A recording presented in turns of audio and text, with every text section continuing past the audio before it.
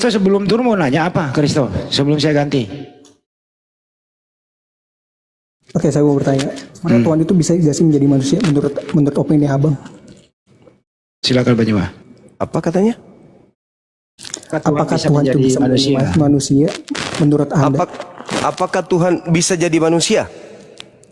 Menurut Abang, ya. Tidak bisa.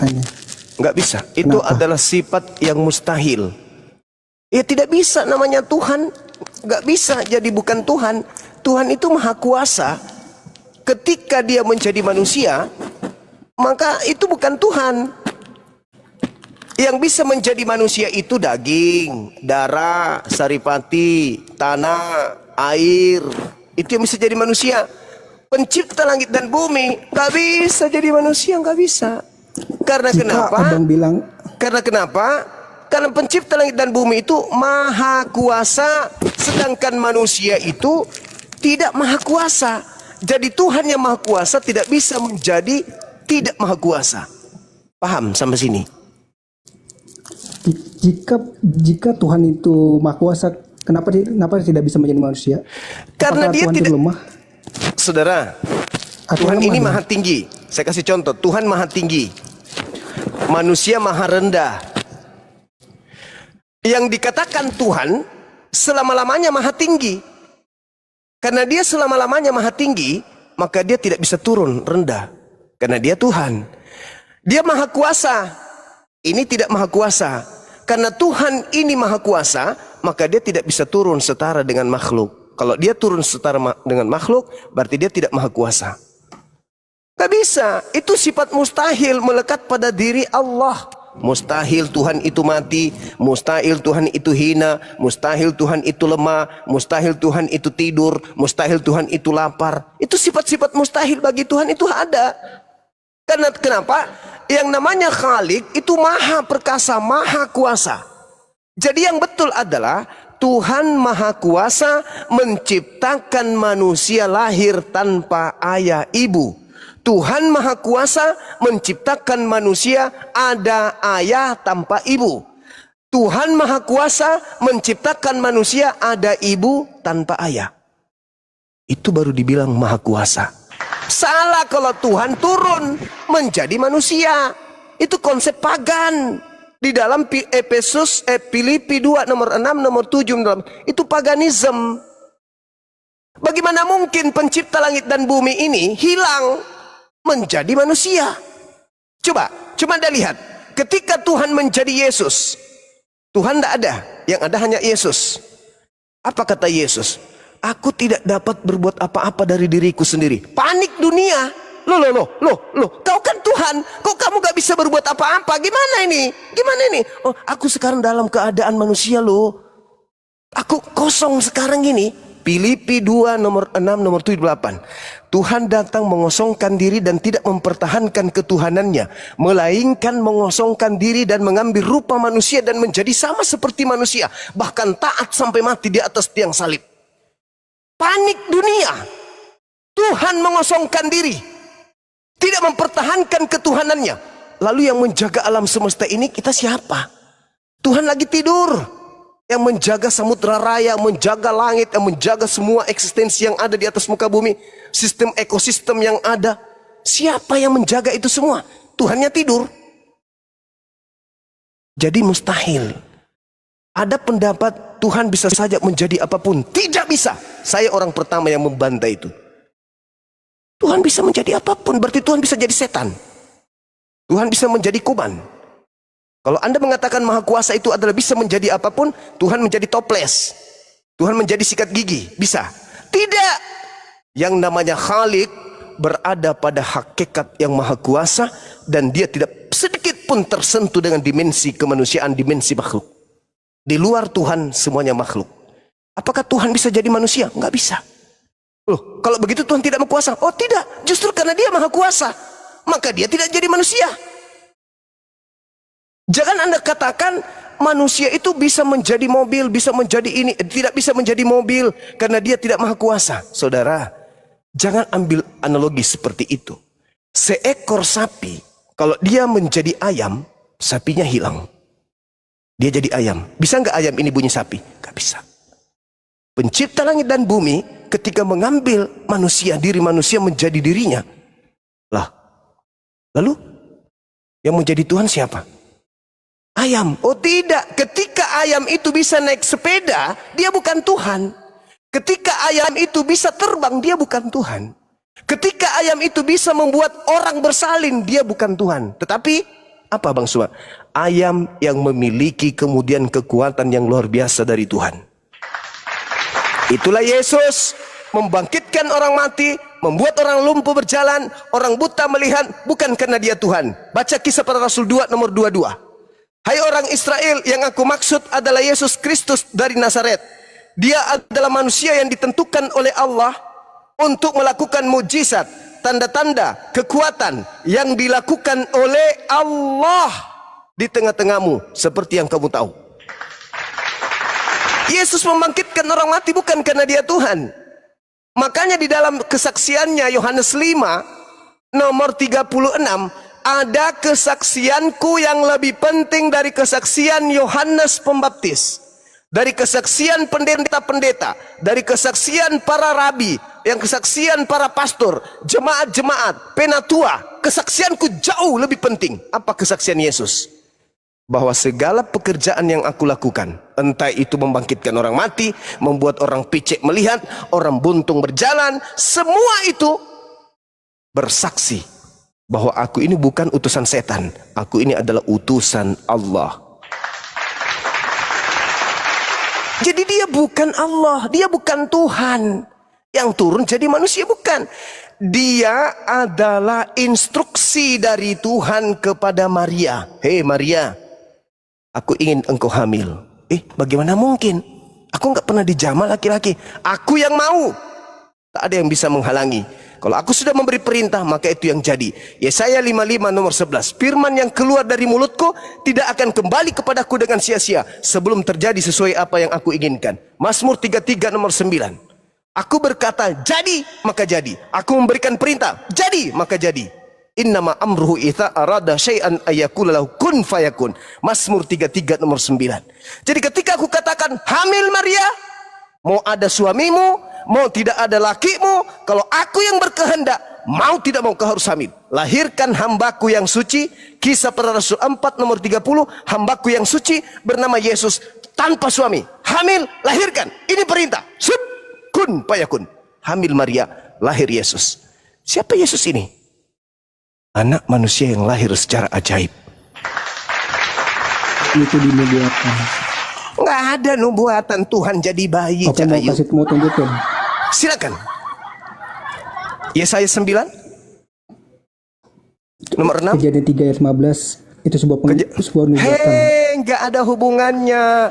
Nggak ada hubungannya. Kejadian 3 nomor 15. Keturunanmu, siapa punya keturunan? Maria atau Hawa? Jujur. 1. Kan 2. Keturunan lagi. Keturunanmu, siapamu di situ? Siapamu di situ, saudara? Siapamu di situ? Keturunanmu, Hawa atau Maryam? Maria. Kan bilang keturunannya lagi. Coba baca dong. Oh, tidak bisa.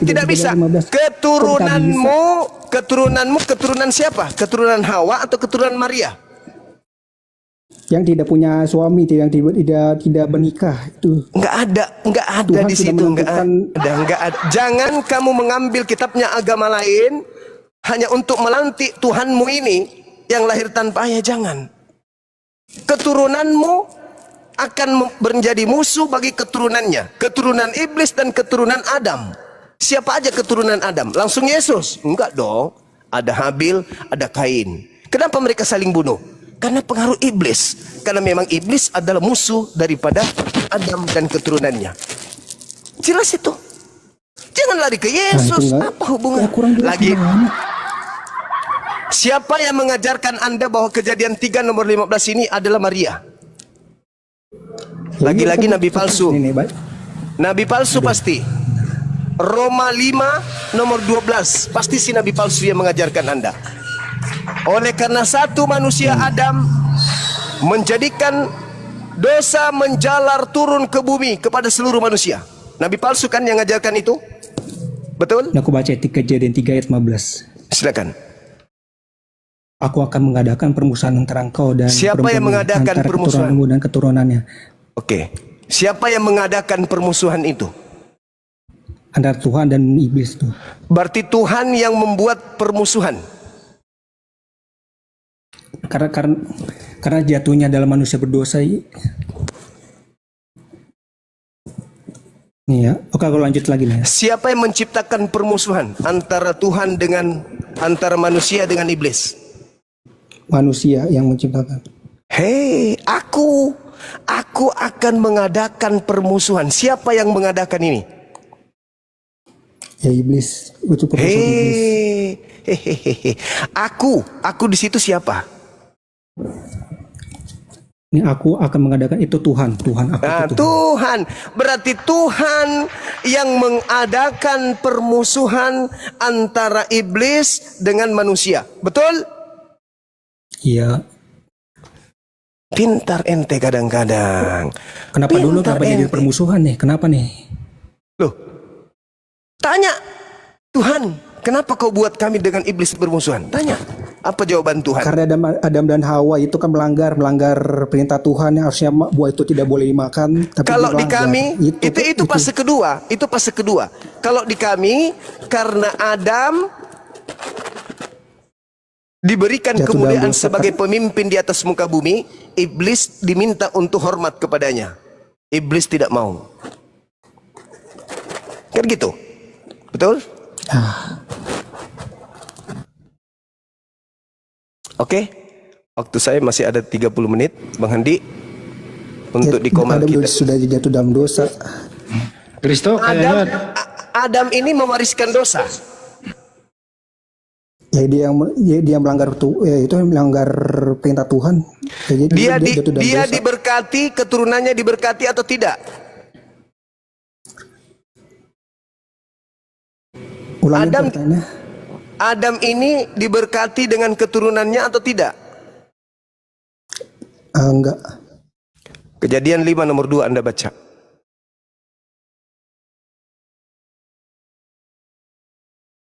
Fatalaqqa Adamu min rabbi kalimatin fataba alaihi innahu huwat tawwabur rahim.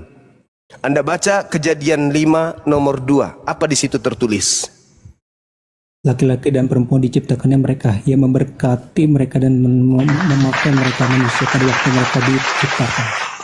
Mana dosa kutuk sementara dia diberkati? Tunjukkan dalilnya Adam dan keturunannya dikutuk. Silakan. Ini ada yang bilang terkutuk lah tanah benar. Tanah yang dikutuk yang saya minta Adam mana? Kejadian 3 nomor 14 yang dikutuk adalah iblis, ular dan juga tanah. Adam dan keturunannya dikutuk, di mana dalilnya? Ndek Nara, yang ada Adam dan keturunannya diberkati. Ya terkutuk lah dunia gimana sih?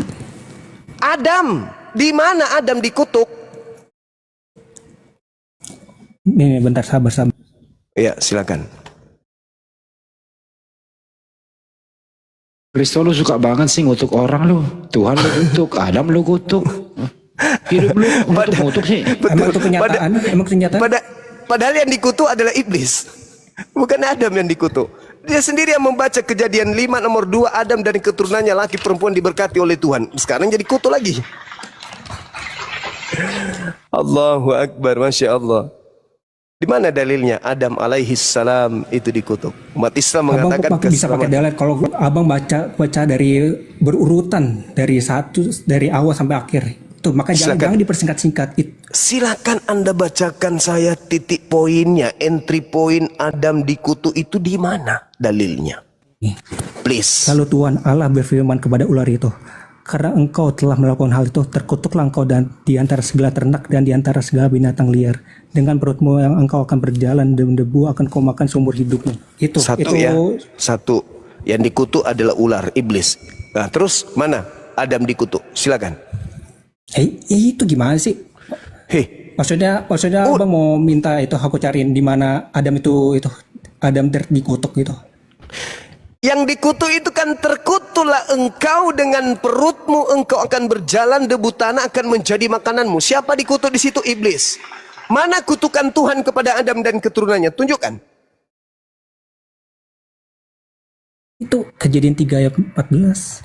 Hai, yang dikutuk di situ ular tua, bukan Adam.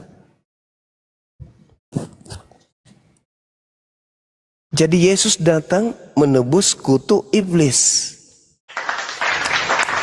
Allah menebus dosa manusia. Lah, dosa yang mana? Toh Adam tidak diberi dosa, dosa yang mana? Dosa itu kan melawan Tuhan. Dosa itu Mana melawan Tuhan. dosanya Adam, mana? Tadi Kejadian 5 nomor 2 dia diberkati. Mana dosa Adam, mana? Mana? Jangan Anda menuduh sesuatu yang tidak ada, jangan. Adam itu manusia suci. Adam alaihi salam. Kejadian 5 nomor 2, Adam dan keturunannya laki perempuan adalah manusia makhluk yang diberkati oleh Allah. Jangan kamu fitnah. Sedangkan yang dikutuk oleh Tuhan di Kejadian 3 nomor 14 itu adalah iblis. Yesus mati di atas tiang salib. Kristus yang mati di atas tiang salib. Yang mana yang betul? Yesus anak Maria manusia suci mati melepas kutuk iblis yang ada di Gan Eden, atau Yudas yang mati melepaskan kutuk untuk iblis. Ingat Yohanes 6 nomor 70, Yesus berkata Yudas adalah iblis. Kalau iblis mati menebus iblis, masuk akal. Tapi kalau manusia suci Yesus anak Maria mati untuk menebus iblis, itu baru error. Nggak ada, kita nggak setuju sama Kristus. Masa kayak gitu nggak pernah setuju. Oke. Menebus dosa manusia. Saya menunjukkan Orang Tuhan Yesus itu mengasihi manusia berdosa. Kejadian 3 nomor 5, Kejadian 3 nomor 14 yang dikutuk adalah iblis. Sekarang giliranmu menunjukkan fitnahanmu bahwa Adam yang dikutuk. Iya itu 3 ayat 14. Baca, dong. baca. Gimana? Baca, Coba baca. buka. Lo kata punya dalil gimana? Baca silakan. Nih, lalu Tuhan Allah berfirman kepada ular itu, karena engkau telah melakukan hal itu, terkutuklah engkau. Kepada Adam atau kepada ular? Bilang engkau. Kepada Adam atau kepada ular? Itulah itu menandakan ada pelanggaran terhadap Adam dan Hawa. Saya ulang lagi. Kepada ular atau kepada Adam? Kedua-duanya. Fitnah yang sangat kejam yang Anda telah lakukan kepada Nabiullah Adam alaihi salam. Fitnah yang begitu kejam. Inilah ajaran nabi palsu. Nabi Adam alaihi salam pun difitnah. Ajaran nabi palsu gini. Pembinasa keji yang kayak gini.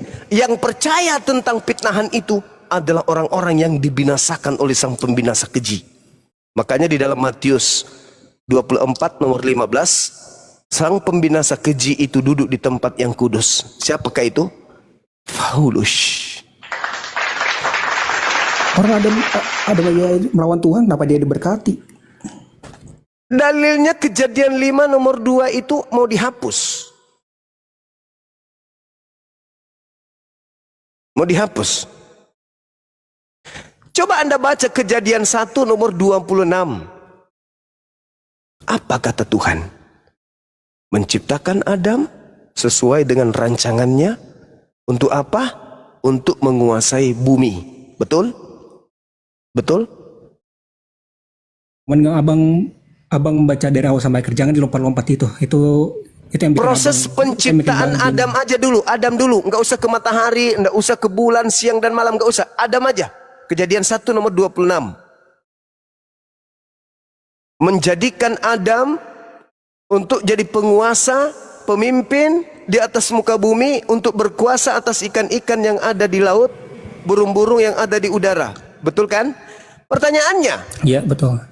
kalau Adam tidak tahu baik dan jahat, bisa enggak dia jadi pemimpin di atas muka bumi? Enggak bisa. Berarti harusnya Anda berterima kasih kepada Adam, bukan Anda mengutuknya. Andai saja Adam sabar. Dong, gimana? Kalau Adam tidak makan buah pengetahuan baik dan buruk, apakah dia tahu baik dan buruk? Enggak.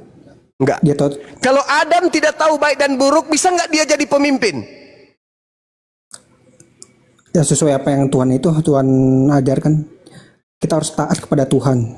Bagaimana kalau Buah Adam tidak buah tahu yang di taman baik dan boleh buruk? dimakan. Saudara, bagaimana ceritanya Adam bisa jadi khalifah pemimpin di atas muka bumi, menaklukkan lautan, menaklukkan udara, keturunannya buat pesawat, keturunannya bikin kapal laut, kalau dia tidak tahu baik dan buruk?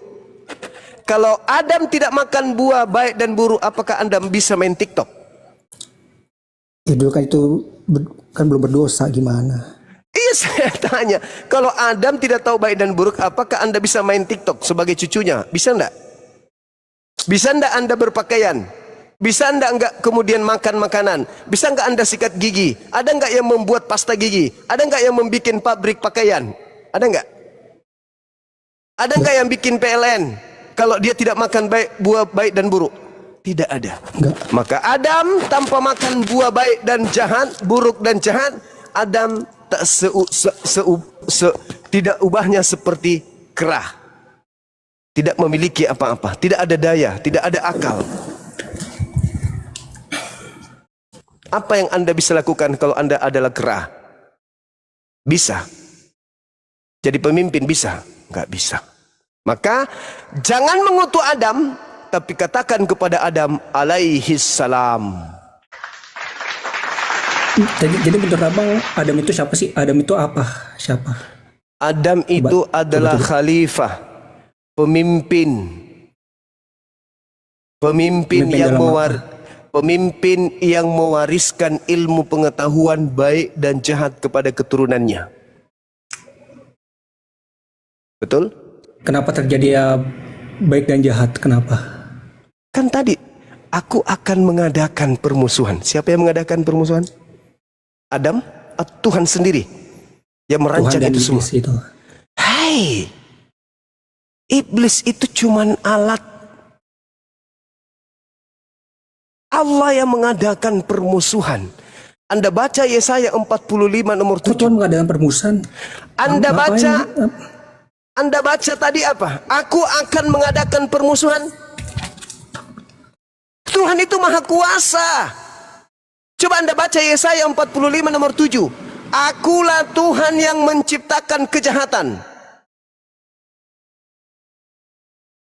Jadi Abang nggak percaya tentang itu pelanggaran Adam memakan buah pohon pengetahuan baik dan jahat itu? Itu Abang nggak pelanggaran, tetapi di dalam ajaran agama Islam dikatakan oleh Allah, fatalaqqa Adamu min rabbih kalimatin fataba alai.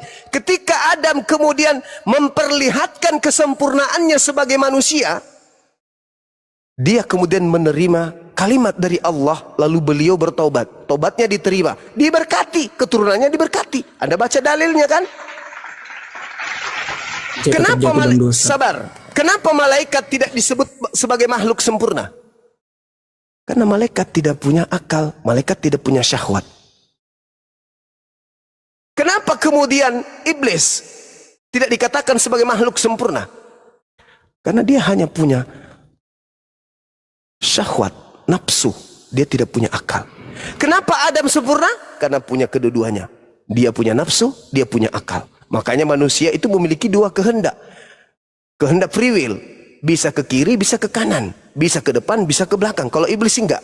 Begitu juga ketika malaikat. Malaikat disuruh jalan-jalan. Malaikat disuruh sujud-sujud.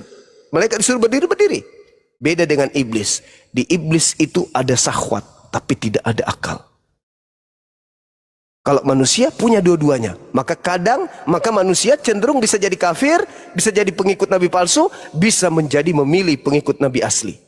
Itu manusia. Makanya Al-Quran mengatakan, waspadalah kepada penyesat minal jinnati wan nas. Penyesat itu dari dua golongan. Itu ngomongin Nabi Muhammad, sorry banget ya. Itu ngomongin Nabi Muhammad, sorry banget. Oke, Nabi Muhammad mengajarkan apa yang kemudian bisa Dia menandakan. memakai nama Yesus itu menjadi nama Isa Al-Masih itu tuh. Dia menganggap Yesus itu bukan Tuhan, dia menganggap Yesus itu Nabi tuh. Itu tuh pengajaran yang salah itu. Oke, Yesus Nabi atau bukan Nabi? Ya bukan Nabi. Oke, Dia lebih dari Nabi. Lebih dari Nabi. Dia Nabi atau bukan Nabi? Lebih dari Nabi, sorry banget. Hah? Lebih dari Ya, Nabi lebih dari maksudnya? Nabi. Maksudnya lebih dari nabi itu apa? Jadi Tuhan Yesus itu punya 3 gelar, nabi, imam, dan raja saat dia menjadi manusia. Tapi yang lebih besar itu Tuhannya. Gitu. Oke, Anda mengatakan dia raja. Boleh Anda tunjukkan apa nama kerajaannya? Kerajaan surga, kerajaan Allah. Baca Matius 6 ayat 33. Kerajaan surga. Kupikir kerajaan di dunia, bukan ternyata. Jangan dipikir Ini secara anak ini fisik. otaknya Kan bolak-balik. beda lagi kerajaan itu Surga apa. dari ini udahlah. Jangan dipikir Ya, secara fisik. habis waktu kita kawan. Jadi Yesus itu bukan raja, jadi RT pun dia tidak pernah, apalagi jadi seorang raja. Ya, itu hanya mimpi. Itu mimpi Anda aja, mimpi Kita Anda. nggak bisa ngeluruskan sama logika abang. Abang cuma tujuannya untuk meluruskan pikiran abang dan tidak meluruskan tentang ajaran Kristen itu. Oke, Jadi, saya tanya ginilah tujuan abang nih. terakhir sebelum Anda diturunkan. Pertanyaan saya, siapa Yesus menurut Yesus? Silakan. Jadi yang dia Tuhan, betul. Yesus menurut Yesus, bukan menurut nabi palsu. Silakan. Ya Tuhan gimana? Ya kalau nabi Yesus menurut Yesus, bukan menurut Tuhan. nabi palsu. Di mana Yesus mengatakan aku Enggak, itu adalah bukan menurut Tuhan? nabi palsu, itu kesaksian mata. Di mana Yesus mengatakan aku adalah Tuhan pencipta langit dan bumi, itu di mana? Untuk jawab itu gua nggak ada, sorry. Tapi Nah, kalau berarti abang pakai Anda logika abang, mengatakan Yesus menurut Yesus, Yesus adalah Tuhan, itu karena Anda pengikut nabi palsu. yang ke gua harus ikutin abang, itu ikutin opini abang gitu. Yang enggak lah gimana? Kira ikutin opini abang, ya kita bilang. Sekarang begini. Ketika Yesus mengatakan akan datang seorang penolong lain, dia akan memuliakan aku. Siapa yang mengajarkan kemudian Kristus mati terkutuk di atas salib? Nabi Muhammadku atau Nabi Paulusmu? Jawab. Ulangin. Yesus berkata di dalam Yohanes 16 nomor 13 nomor 14, ketika datang seorang penghibur itu, penolong lain yang adalah roh kebenaran, dia akan memuliakan aku. Pertanyaan saya, memuliakan dengan mengutuk itu adalah dua hal yang berbeda bak langit dan bumi. Pertanyaan saya, ketika Nabi Muhammad mengajarkan tentang Nabi Isa, Nabi Muhammad mengajarkan beliau adalah manusia suci. Dia terkemuka di dunia dan di akhirat. Mulia dia, disebut alaihi salam, padanya keselamatan. Sekarang Nabimu Paulus mengajarkan Kristus itu adalah sosok yang mati terkutuk di atas tiang salib. Pertanyaan saya, apakah mengatakan Yesus itu adalah manusia yang terkutuk itu memuliakan Yesus atau menghinakan Yesus? Jawab. Yesus tidak terkutuk, justru kutuk di kalangan sama Yesus. Sorry banget. Saya ulang. Opini abang. Dengarkan Galatia 3, pengakuan Paulus nabimu. Kristus telah menebus Kristen dari kutuk hukum Taurat dengan jalan menjadi kutuk katara dalam bahasa Yunani. Oleh karena dosa Kristen, sebab ada tertulis, terkutuklah dia yang digantung di atas tiang salib. Pertanyaan saya, mengatakan Yesus terkutuk di atas tiang salib itu memuliakan atau menistakan, menghinakan? Jawab dengan jujur. Sabar. Silakan. Apakah dengan mengatakan Yesus terkutuk di atas tiang salib itu memuliakan? Kalau nabiku jelas. Nabiku mengajarkan Nabi Isa manusia suci, terkemuka di dunia dan di akhirat. Dia senantiasa diberkati dimanapun berada. Dibilang Yohanes berapa? 16 berapa? Ayat berapa? Yohanes 16 nomor 13 nomor 14. Penghandi jam 12 waktu Makassar kita tutup sesi kita ini ya. Kasihan teman kita yang ada di Komal-Komal menunggu. Ya. Nanti teman-teman Banjuma jatuh di mana nanti? Saya juga agak malam ini nggak buka Itu nggak tertulis kutukan, sorry banget ya. Kenapa? Itu nggak tertulis kutukan. Apa yang tertulis, apa yang kutukan nggak? Hey, Yesus mengatakan apabila penolong, penghibur, roh kebenaran, roh kudus itu datang, dia akan memuliakan aku. Itu tanda roh kudus, roh kebenaran. Oke? Sekarang Paulus mengajarkan di dalam Galatia 3 nomor 13, Kristus telah menebus Kristen dari kutuk hukum Taurat dengan jalan menjadi kutuk karena Kristen. Sebab ada tertulis, terkutuklah dia yang digantung di atas tiang salib. Siapa yang digantung? Yesus. Terkutuklah dia. Pertanyaan saya, apakah dengan mengatakan terkutuklah Yesus yang digantung di atas tiang salib, itu memuliakan atau menghinakan? Hina. Berarti roh kebenaran itu tidak ada pada nabimu Paulus. Yang memuliakan Yesus itu ada dari kami, Nabi Muhammad sallallahu alaihi wasallam. Emang Muhammad punya kebenaran apa tentang Yesus? Dia mengatakan beliau adalah manusia yang suci di dunia dan di akhirat. Dia terkemuka di dunia dan di akhirat. Dia adalah manusia yang menghormati ibunya. Dia adalah manusia yang diberkati dimanapun dia berada. Surah Maryam Anda baca dari ayat 19, ayat 20 dan seterusnya. Anda baca. Diberkatilah aku pada saat aku dilahirkan, pada saat aku diwafatkan, pada saat aku kemudian dihidupkan kembali atau dibangkitkan kembali. Nabi Muhammad memuliakan beliau. Pada saat kami umatnya menyebut namanya, kami katakan apa? Hosana, Hosana, Hosana alaihi salam dalam bahasa kami. Dalam bahasa Ibrani Hosana, Hosana, Hosana. Dalam bahasa Arab alaihi salam, alaihi salam, alaihi salam, alaihi salam. Sementara Paulus mengajarkan Yesus mati dengan cara terkutuk demi dosa-dosa pengikut Paulus. Jadi kita sudahi barangkali. Iya, silakan Anda mati dalam keadaan mengutuk Yesus. Kami mati dalam memuliakan Nabi Isa alaihissalam. Kita berbeda, saudara ya. Kutuk itu terhilang. Enggak ada hilang karena dia mati dalam keadaan kutuk. Ada. Dalil Galatia 3 nomor 13. Dalil. Oke, suatu saat ntar kita balik lagi ya. Ntar gue bakal belajar lagi. Ya, belajar lagi saudaraku ya. Kesimpulannya, yang pertama, Nabi yang diutus kepada umat Islam adalah Nabi Muhammad. Nabi yang diutus untuk Kristen adalah Paulus. Siapakah Nabi yang kemudian memiliki tanda-tanda pengikutnya sebagai Nabi palsu? Memanggil Yesus Tuhan, bernubuat, mengusir setan, bermujizat pakai nama Yesus. Itu adalah pengikut Nabi Paulus.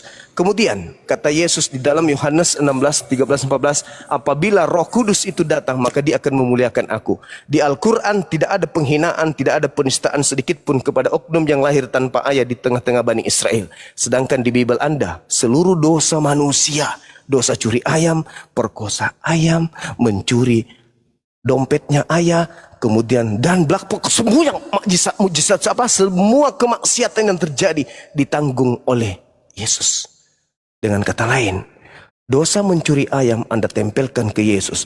Dosa memperkaos ibu kandung, anak kandung, kau tempelkan kepada Paulus. Dosa orang makan orang, kau tempelkan kepada Yesus. Apakah itu memuliakan? Tidak sama sekali. Al-Quran surah Maryam ayat 19, Yesus Isa alaihissalam adalah manusia suci. Sedangkan Kristus Yesus di agama Anda adalah manusia yang paling terkutuk, yang paling busuk, yang paling berdosa, yang paling banyak menanggung dosa manusia. Sebab seluruh dosa Kristen ditanggung di pundaknya. Manusia yang paling banyak dosanya adalah Yesus. Apakah itu memuliakan? Itu menghinakan dan menistakan. Na'udzubillah tsumma na'udzubillah. Saya kira cukup saudara-saudara sekalian untuk diskusi kita pada malam hari ini. Mudah-mudahan besok kita bisa lanjut lagi kembali. Habis ini kita akan masuk ke komal-komal saudara kita yang muslim. Jangan sampai mereka merasa bahwa Bang Suma sudah solo, sudah meninggalkan kita. Enggak. Saya hanya memancing Edis keluar. Memancing kiamat keluar. Memancing kemudian penjahat-penjahat, congor mulut kucing yang suka menghina, menghujat keluar untuk head to head dengan saya di sini. Tapi sampai sekarang mereka belum menampakkan batang hidungnya. Saya kira begitu sementara ini. teman-teman sekalian, terima kasih kepada sahabat-sahabat Muslim dan juga saudara Kristen saya yang menyimak di sini, Bapak Ibu sekalian dimanapun berada yang sedang menyaksikan. Mudah-mudahan Tuhan Allah Subhanahu Wa Taala memberikan hidayah, rahmat, kemudahan di dalam mencerna apa yang kami sampaikan. Kemudian edukasi yang kami berikan ini mendapatkan nilai amal jariah di hadapan Allah. Begitu juga teman-teman yang mendukung, yang menonton di YouTube, yang menonton di TikTok, itu semuanya mendukung, yang memberikan gift. Saya doakan panjang umur, yang ada penyakitnya disehatkan oleh Allah, diangkat penyakitnya, yang ada masalah dituntaskan masalahnya oleh Allah. Kemudian yang perekonomiannya lagi terpuruk dimudahkan seluruh doa-doanya, usaha-usahanya untuk diijabah, untuk dimudahkan supaya sukses dunia dan akhirat. Demikian sementara Bang Hadi, mungkin ada yang disampaikan atau saudara Kristo sebelum kita tutup?